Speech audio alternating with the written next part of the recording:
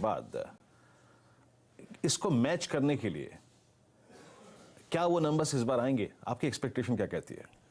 हाँ, तो नंबर्स तो अच्छा आएंगे। टीसीएस की बाजार बंद होने के बाद नंबर्स आएंगे। आपने ठीक, हम मंडे सुबह हम उस पर रिएक्ट कर रहे होंगे और मंडे सुबह हमारे साथ मैनेजमेंट भी होगा टीसीएस का नंबर्स पे बातचीत करने के लिए।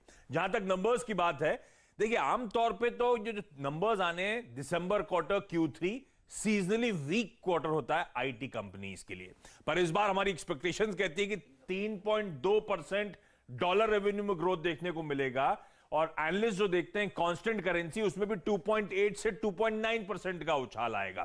तो ये सीजनली वीक क्वार्टर में इस तरह की ग्रोथ एक्सपेक्टेशंस क्यों बन रही हैं?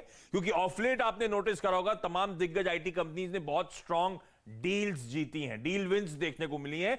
उसके चलते आप देखेंगे Q3 में परफॉर्मेंस अच्छा होगा। तो टॉप लाइन तो अच्छी रहेगी, पर मार्जिन पे दबाव आना है करीब 100 बेसिस पॉइंट्स या 1% का। पर वो बेसिकली इसीलिए आएगा क्योंकि सारी आईटी कंपनीज जो पैंडेमिक के बीच में जो सैलरी हाइक्स, वेज हाइक्स देते तो थोड़ी सी डिफर कर दी थी, टीसीएस ने 1 अक्टूबर से दी। तो 1 अक्टूबर से जो वेज हाइक्स हुए उसका इंपैक्ट इस बार मार्जिन पे, और इसीलिए सिर्फ 100 बेसिस पॉइंट्स का दबाव होगा। लेकिन सबसे ज्यादा नजर स्ट्रीट रखेगा कमेंट्री पर।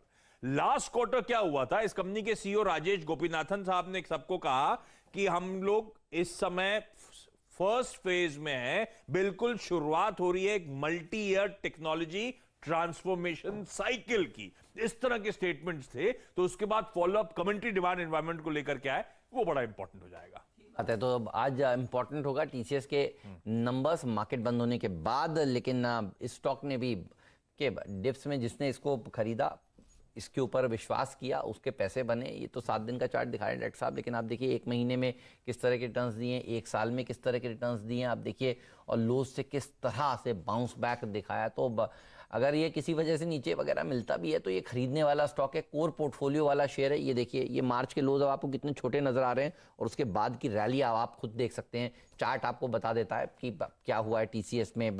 और हमेशा टीसीएस के ऊपर हम बुलिश रहे। हमारे मयूरेश जोशी जी लॉन्ग टर्म के लिए उनका भी टॉप कन्विक्शन पिक था ये। मयूरेश जी, टीसीएस आप उम्मीद क्या कर रहे हैं नंबर्स के लिहाज से? नहीं, जो जैसे म्हणजे आशीष जी कह रहे थे, आई थिंक कांस्टेंट करेंसी में लगभग 2.5 से 3% के बीच में आने की उम्मीद हम रख रहे हैं, क्योंकि डॉलर में डिप्रिसिएशन देखा, इसलिए डॉलर आई में 3 से 3.5% ये ग्रोथ नंबर्स आने चाहिए।